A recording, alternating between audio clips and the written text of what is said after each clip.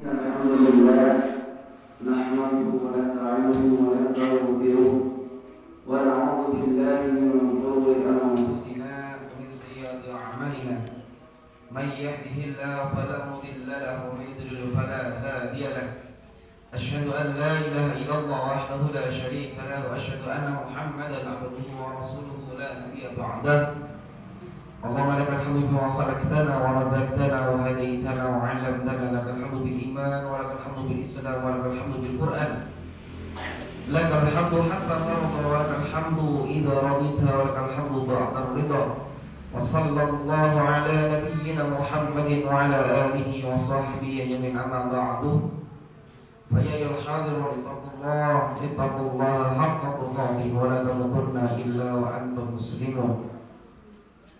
Hadirin sekalian yang dirahmati Allah, pertama-tama marilah kita senantiasa memanjatkan rasa syukur kita atas kehadirat Allah Subhanahu wa taala. Karena berkat limpahan rahmat, taufik serta hidayahnya, nikmat-nikmat Islam yang senantiasa melekat dalam diri kita, sehingga dengan nikmat-nikmat tersebut kita mampu menghadiri saf-saf salat Jumat dengan berjamaah. Mudah-mudahan ini semua menjadikan bukti bahwa diri kita adalah hamba-hamba yang senantiasa bertakwa di hadapan Allah Subhanahu wa taala, dan mudah-mudahan dibalas dengan pahala dan berupa surga Allah. Amin Allahumma amin. Yang kedua kalinya tak perlu bakal salawat dan salam semoga senantiasa tercurah limpahkan kepada dunia kita dan besar Nabi Muhammad sallallahu alaihi wasallam. Nabi yang senantiasa kita ikuti ajaran yang kita taati sunnah-sunnahnya. Mudah-mudahan kita selaku umatnya bisa mendapatkan syafaatnya kelak di yaumul qiyamah. Amin Allahumma amin. Hadirin sekalian yang dirahmati Allah, kalau berbicara tentang kerugian, pasti kita akan memandang orang yang rugi adalah orang yang tidak memiliki pekerjaan. Orang yang rugi adalah orang-orang yang mungkin habis bangkrut, investasinya turun dan lain sebagainya. Ternyata hadirin sekalian yang dirahmati Allah, ada satu surah yang mana surah ini diberikan langsung berupa tuntunan dari Allah Subhanahu wa taala dan menjadi sebuah pengingat bagi diri kita sebagai orang-orang yang beriman bahwa sesungguhnya hakikat manusia itu dalam keadaan yang merugi. Dalam surah apa? Wal 'asr. Al-'asr. Demi masa, demi waktu.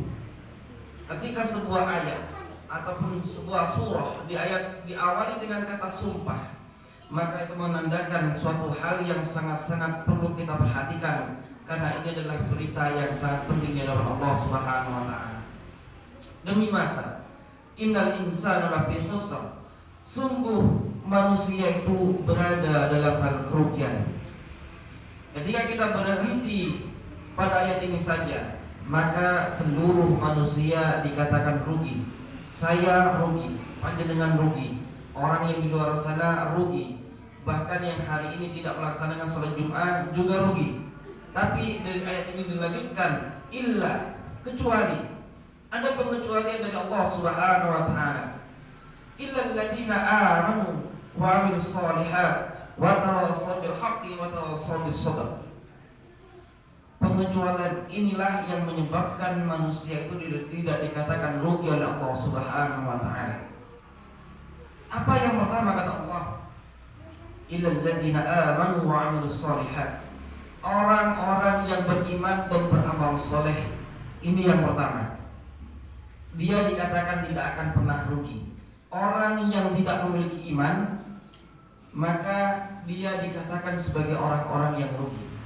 Maka hadirin sekalian yang dirahmati Allah, bahkan seorang ulama mengatakan, kalau sekiranya seorang hamba dalam kehidupannya memiliki suatu keistimewaan, kemuliaan, kenikmatan yang berlimpah ruah, kok sekiranya dia meninggal, dia tidak membawa harta yang berlimpah, tidak membawa kedudukannya yang istimewa, tidak membawa posisi dirinya di dunia seperti apa, Allah tidak akan pernah marah.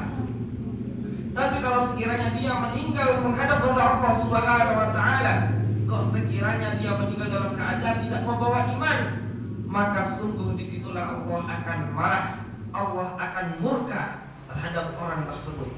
Maka hadirin sekalian yang dirahmati Allah, iman itu harus dipupuk, iman itu harus diuji, iman itu harus dibuktikan. Bagaimana seorang hamba dikatakan beriman, tanpa ada ujian dari Allah Subhanahu wa taala. Ada ujian-ujian yang nikmat, ada ujian-ujian yang sukses. Ujian-ujian berupa ibadah kepada Allah Subhanahu wa taala. Orang-orang yang melaksanakan ibadah kepada Allah itu bentuk ujian bagaimana melihat kadar keimanannya di hadapan Allah Subhanahu wa taala. Maka hadirin sekalian yang dirahmati Allah, iman dan amal soleh satu kesatuan yang tidak bisa dipisahkan. Orang yang beriman wajib beramal soleh, orang yang beramal soleh wajib beriman. Jangan sampai diri kita beramal soleh tanpa kita dasari dengan keimanan, atau kita beriman hanya semata-mata yakin kepada Allah tapi tidak mau melaksanakan ibadah kepada Allah Subhanahu wa taala. Bahkan hadirin sekalian yang dirahmati Allah, kunci sukses dunia dan akhirat itu dalam hadis sudah dijelaskan. Kalau sekiranya seorang yang dia beriman kepada Allah melaksanakan sholat 5 waktu dijaga, tidak ditambah dengan ibadah-ibadah sunnah, kemudian dia melaksanakan ibadah puasa pada bulan Ramadan, ia laksanakan, kemudian dia menunaikan zakat yang mungkin ada kelebihan sebagian harta yang ia milikinya, maka kata Nabi SAW, orang yang mampu menjaga 3 hal ini, maka dia akan mendapatkan jaminan surga. Maka simpel hadirin sekalian yang dirahmati Allah, jangan menjadi orang-orang jahiliyah. Dikatakan sebagai orang-orang jahiliyah, orang-orang yang bodoh, bukan berarti dia adalah orang yang tak pandai, tidak. Orang jahiliyah dia cerdas tapi tidak beriman. Mungkin beriman tapi imannya salah, masih percaya dengan nenek moyang. Ketika dia mengatakan saya beriman kepada Allah, tapi di sebelah kanan kirinya ada Lata, Uzza, Manna, ada batu yang disembah, diyakini mampu menghantarkan perkataannya, doa-doanya. Ternyata tidak seperti itu keimanan yang benar hadirin sekalian yang dirahmati Allah. Maka iman yang benar itu lillahi ta'ala, semata-mata karena Allah Subhanahu wa ta'ala. Kita beribadah karena Allah, beramal soleh karena Allah, kita meminta langsung kepada Allah, berdoa langsung kepada Allah. Itulah hakikat keimanan seorang hamba, bukan kepada hal-hal yang mungkin dianggap mistis, hal-hal yang mungkin dianggap leluhur dan lain sebagainya. Tidak hadirin sekalian yang dirahmati Allah, karena sungguh orang yang beriman seyogyanya akan menggantungkan seutuhnya dirinya kepada Allah Subhanahu wa taala. Itu bentuk keimanan dan amal soleh. Maka hadirin sekalian yang dirahmati Allah, kita perhatikan lagi iman dan amal soleh ini jangan sampai hilang dalam kehidupan kita. Dan yang kedua hadirin sekalian yang dirahmati Allah, dalam kehidupan kita agar tidak dikatakan sebagai orang-orang yang rugi di hadapan Allah Subhanahu wa taala, yakni wa tawassaw bil haqq, saling menasihati dalam hal kebaikan, dalam hal kebenaran, mengingatkan saudara kita untuk senantiasa berada dalam hal-hal yang baik, senantiasa melaksanakan kewajiban-kewajiban kepada Allah Subhanahu wa taala. Hidup ini hadirin sekalian yang dirahmati Allah, bukan tentang diri kita, bukan tentang keegoan kita, bukan tentang bagaimana diri kita makan enak, beribadah nyaman, tapi tidak seperti itu. Ternyata hadirin sekalian yang dirahmati Allah, kita perhatikan suri tauladan terbaik dalam umat Islam, yakni Nabi Muhammad SAW. Beliau seorang nabi, kedudukannya sangatlah nyaman, dapat jaminan surga oleh Allah Subhanahu wa taala. Tapi apa yang beliau lakukan? Beliau masih berdakwah, beliau masih melaksanakan ibadah, beliau rela jalan kaki ratusan kilometer. Demi apa? Demi agama Islam ini tersampaikan. Maka di sinilah peran watawassaw bil haqq, yakni haqq. Bagaimana seorang hamba ini senantiasa peduli pada orang-orang yang ada di sekitarnya. Bagaimana seorang hamba mengingatkan saudara-saudaranya, ini kurang benar, yang benar seperti ini.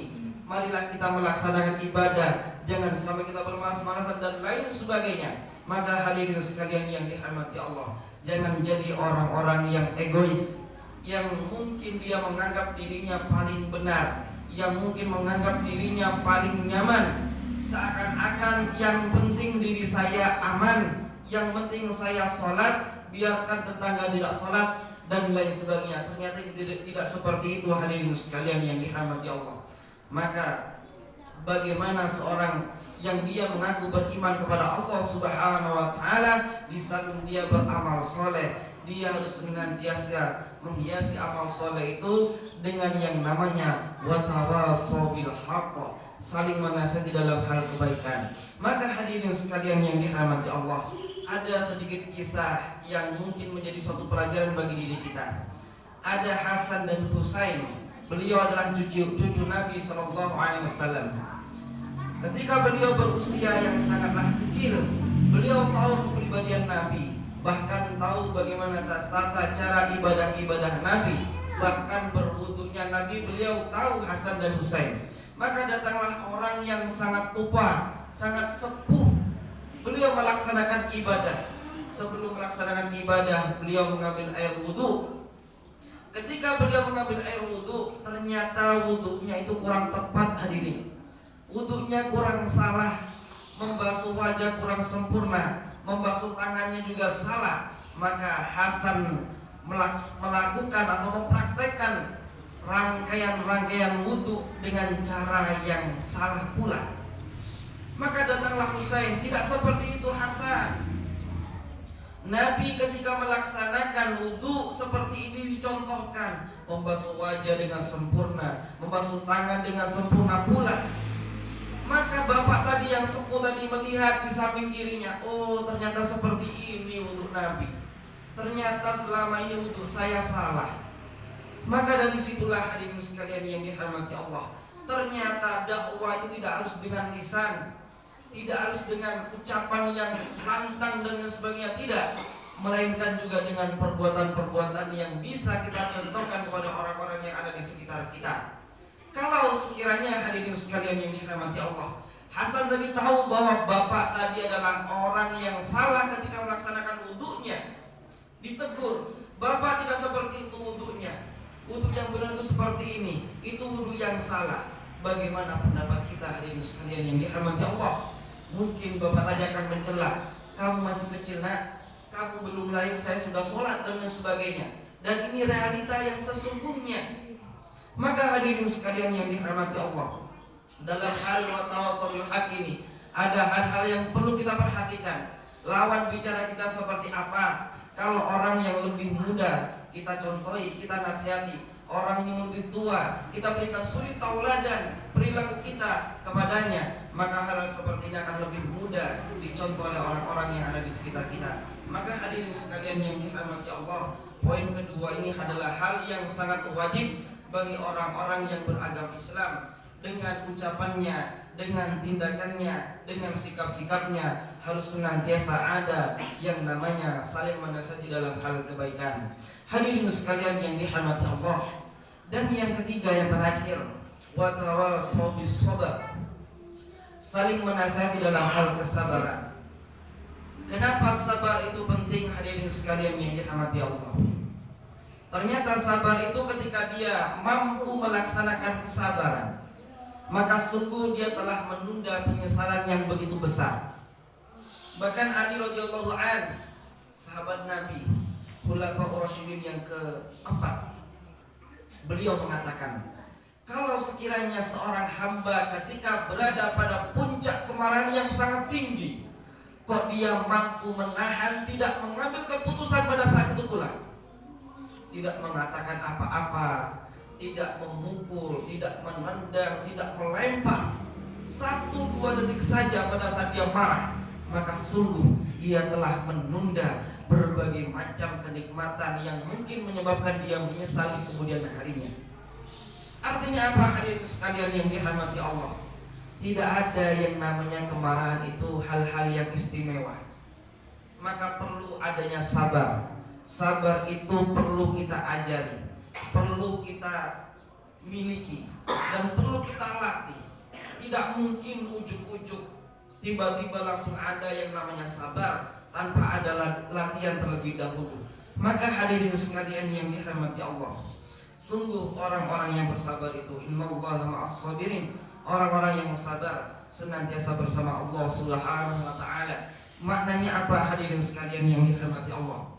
Bisa jadi ketika dia mendapatkan hal-hal yang kurang nikmat, kok dia bersabar dengan hal-hal yang mungkin menyedihkan. Melihat saudara kita hartanya berlimpah, melihat tetangga-tetangga kita kenikmatannya nikmat-nikmat yang sangat mewah, sedangkan kita yang melaksanakan ibadah kok hidupnya seperti ini saja.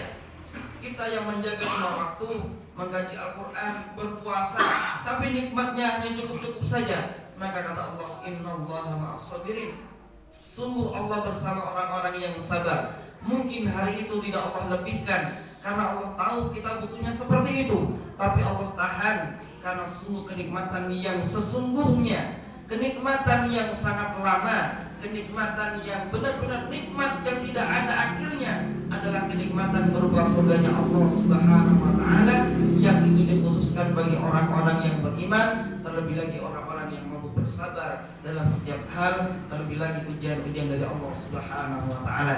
Maka dengan demikian hadirin sekalian yang dirahmati Allah, marilah diri kita menjadi orang-orang yang beruntung, orang-orang yang tidak merugi. Dengan cara apa?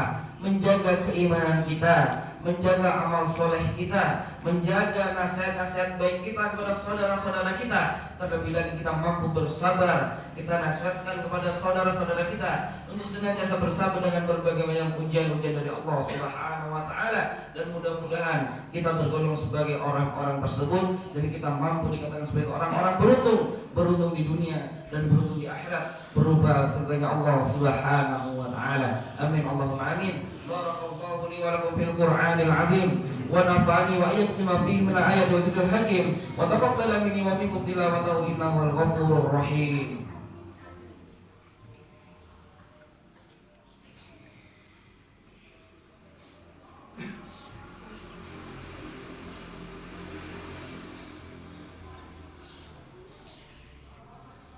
Alhamdulillahi rabbil alamin, wassalatu wassalamu ala nabiyyina Muhammadin wa ala alihi wa sahbihi ajma'in. Allahumma shalli ala Muhammad wa ala ali Muhammad kama shallaita ala Ibrahim wa ala ali Ibrahim, wa barik ala Muhammad wa ala ali Muhammad kama barakta ala Ibrahim wa ala ali Ibrahim innaka Hamidum Majid. Allahumma ighfir lil muslimina wal muslimat wal mu'minina wal mu'minat al ahya'i minhum wal amwat innaka sami'un qaribun mujibud da'wat fa ya qadil hajat. Allahumma lana haqqa haqqa warzuqna ittiba'ah wa arina batila batila warzuqna ijtinaba ya muqallibal qulub tsabbit qulubana 'ala dinik wa 'ala ta'atik. Allahumma salli ikhwana al-muslimin wal mujahidin fi Palestin. Allahumma qina bi halalika an haramika wa aqina bi fadlika an man siwak. Allahumma la sahla illa ma ja'altahu sahla wa anta taj'alul hazna idza shi'ta sahla. Rabbana hab lana min azwajina wa min dzurriyyatina qurrata a'yun waj'alna lana imama. Rabbana atina fid dunya hasanah wa fil akhirati hasanah wa qina adzabannar. Subhanaka rabbika rabbil izzati amma yasifun wa salamun alal mursalin walhamdulillahi rabbil alamin.